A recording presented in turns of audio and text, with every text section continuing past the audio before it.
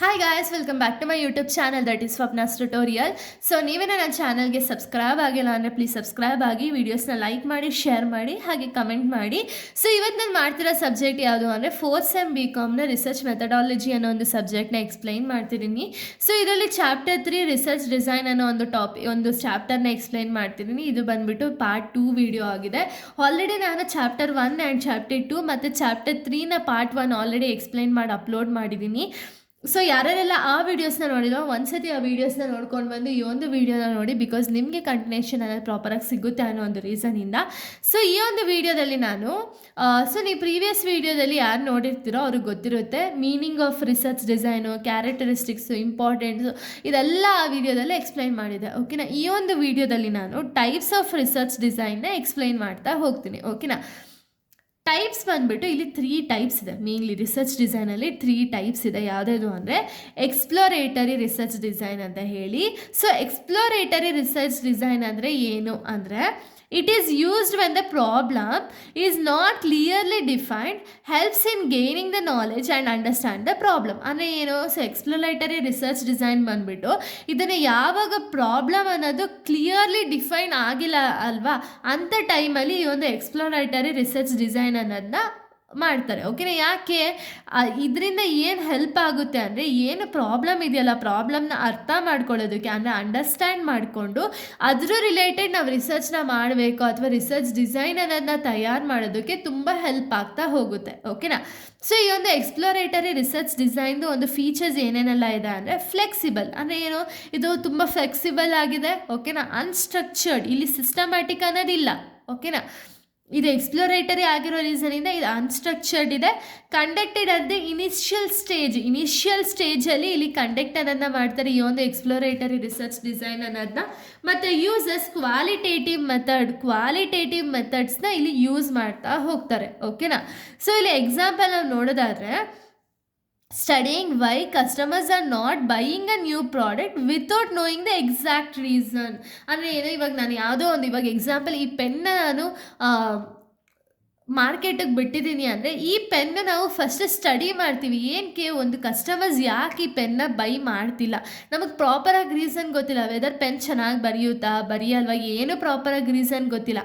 But ಆದರೂ ಕೂಡ just ನಮ್ಮ ಒಂದು ಏನಕ್ಕೆ ಈ ಪೆನ್ ಹೋಗ್ತಿಲ್ಲ ಅನ್ನೋ ಒಂದು ರೀಸನ್ಗೆ ಜಸ್ಟ್ ನಾವು ರಿಸರ್ಚನ್ನು ಫೈಂಡ್ ಔಟ್ ಮಾಡ್ತಿದ್ದೀವಿ ಅಂದರೆ ಅದನ್ನು ನಾವು ಎಕ್ಸ್ಪ್ಲೋರೇಟರಿ ರಿಸರ್ಚ್ ಡಿಸೈನ್ ಅಂತ ಹೇಳಿ ಕರಿತೀವಿ. ಓಕೆನಾ.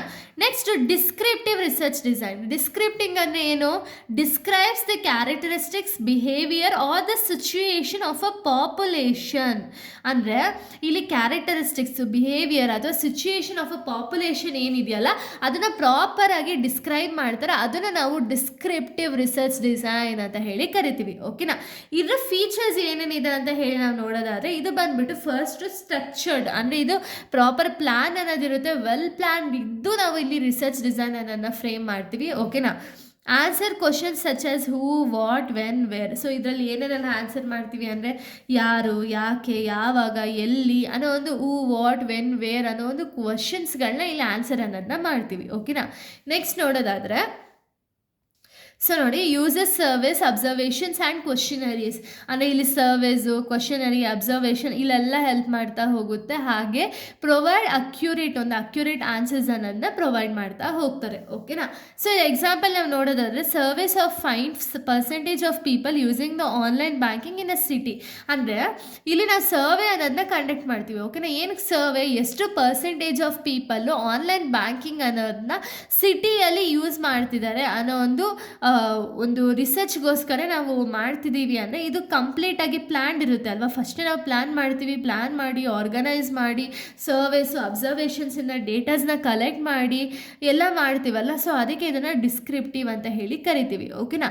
ಇನ್ನು ಲಾಸ್ಟ್ ರಿಸರ್ಚ್ ಡಿಸೈನ್ನ ನಾವು ನೋಡೋದಾದರೆ, ಕ್ಯಾಶುವಲ್ ರಿಸರ್ಚ್ ಡಿಸೈನ್. ಓಕೆನಾ.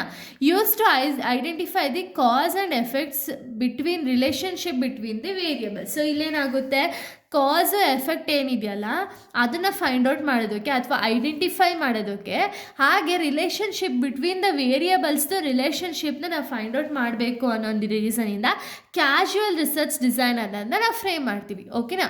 ಇದರ ಫೀಚರ್ಸ್ ಏನೇನು?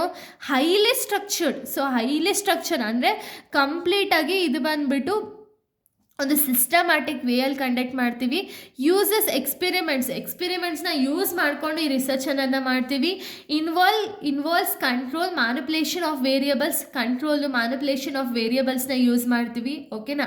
ಸೊ ಇಲ್ಲಿ ಎಕ್ಸಾಂಪಲ್ಸ್ ಏನೇನು ಅಂದರೆ testing whether advertisement increases the ಅಡ್ವರ್ಟೈಸ್ಮೆಂಟಿಂದ ಸೇಲ್ಸ್ ಏನಾದ್ರು ಇನ್ಕ್ರೀಸ್ ಆಗ್ತಿದೆಯಾ ಅಂತ ಹೇಳಿ ಕ್ಯಾಶುಯಲ್ ಆಗಿ ಇದ್ರ ಕಾಸು ಎಫೆಕ್ಟು ಅಂದರೆ ಏನರಿಂದ ಒಂದು ಅಡ್ವರ್ಟೈಸ್ಮೆಂಟಿಂದ ಸೇಲ್ ಯಾಕೆ ಇನ್ಕ್ರೀಸ್ ಆಗ್ತಿಲ್ಲ ಅಥವಾ ಯಾಕೆ ಡಿಕ್ರೀಸ್ ಆಗ್ತಿದೆ ಅನ್ನೋ ಒಂದು ರೀಸನ್, ಒಂದು ಕಾಸು ಎಫೆಕ್ಟ್ಗೋಸ್ಕರ ನಾವು ಈ ರಿಸರ್ಚ್ ಡಿಸೈನ್ ಅನ್ನೋದನ್ನ ಫೈಂಡ್ ಔಟ್ ಮಾಡ್ತೀವಿ. ಓಕೆನಾ?